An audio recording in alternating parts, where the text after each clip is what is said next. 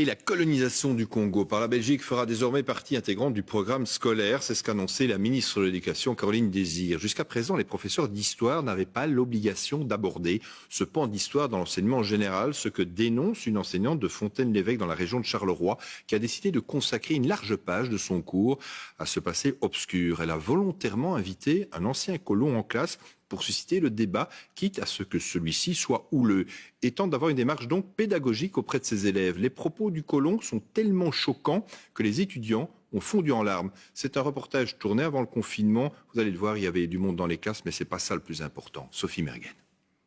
Colonisation, esclaves, histoire, caoutchouc, Léopold II, richesse.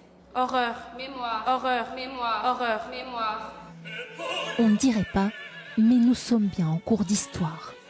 De la danse, des mots, pour symboliser ce qu'ont vécu les Congolais durant la colonisation. Ça nous a permis de vraiment comprendre ce qui s'est passé, les atrocités qui se sont passées. Au lieu de l'expliquer avec des mots, on l'explique en dansant. Cette école fait le pari de consacrer une large part des cours à la colonisation. Indépendance, indépendance, indépendance. En abordant même ce qui fâche. Cette classe de 5e secondaire s'apprête à rencontrer un ancien colon pour déconstruire le discours de l'époque. Il a enseigné au Congo et sa vision interpelle.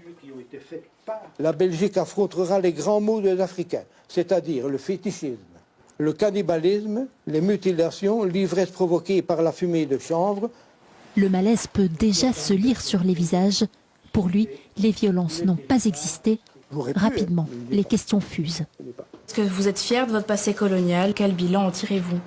Ce n'étaient pas nécessairement les Belges qui faisaient le plus de tort aux Congolais. Mais ça ne répond pas à la question de si vous êtes fier ou de si vous en avez. Mais oui, je suis fier d'être allé là-bas. Visiblement, impossible de se détacher de la vision paternaliste de l'époque. J'avais un pichi. C'est quoi un pichi? C'est un cuisinier. Il était payé ou vous l'aviez? Ah oui, bien sûr. Ah oui. Quel que soit le noir, entre guillemets, excusez-moi mademoiselle, mais c'est comme ça, quel que soit le noir qui travaillait pour un blanc, était payé. La seule élève noire de la classe a du mal à contenir ses larmes. Elle préfère garder l'anonymat, mais sanglote en silence, réconfortée par sa prof. Le pire arrive quand un élève demande si l'indépendance était une bonne chose. Non. Trop tôt. J'ai connu un gars qui a été mangé par les nègres. Mangé. Après l'indépendance. Des propos qui heurtent toute la classe. Il a dit vraiment des choses super choquantes. C'est pour ça que je suis sortie de la classe, parce que je ne pouvais plus. Il a dit qu'un de ses collègues a été mangé par des nègres. Voilà. Et ça te touche? Énormément. C'est horrible. C'est horrible. Cette émotion traduit combien il est délicat de faire face à ce passé colonial. Vous comprenez que certains de vos propos ont pu choquer? Je ne vois pas pourquoi je les aurais choqués. Vous faites comme s'il n'y avait rien eu, alors qu'en soi, il y a quand même eu beaucoup de massacres. Il finit néanmoins par reconnaître certaines choses.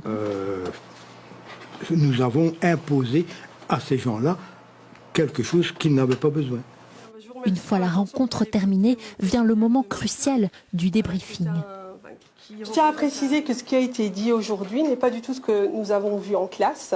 Monsieur, finalement, son discours, c'était le Congo, colonie modèle. Aux élèves maintenant de s'exprimer. Je suis profondément choquée. En classe, on voyait beaucoup l'effet de propagande. Et c'est exactement à quoi on a eu droit aujourd'hui. Alors fallait-il inviter cet ancien colon? La prof se justifie. C'est un moyen de commenter vraiment en profondeur la notion de propagande coloniale, de confronter la vision des colonisés, qui est faite de souffrance, à celle des colons. Ça me permet à la fois de me révolter plus et de plus comprendre leur vision des choses, mais c'est pas pour autant que je serai d'accord avec, et je serai jamais d'accord avec une vision des choses telle que celle-là. Ces élèves étaient dans l'attente de briser les tabous. Ils espèrent désormais être des passeurs de mémoire.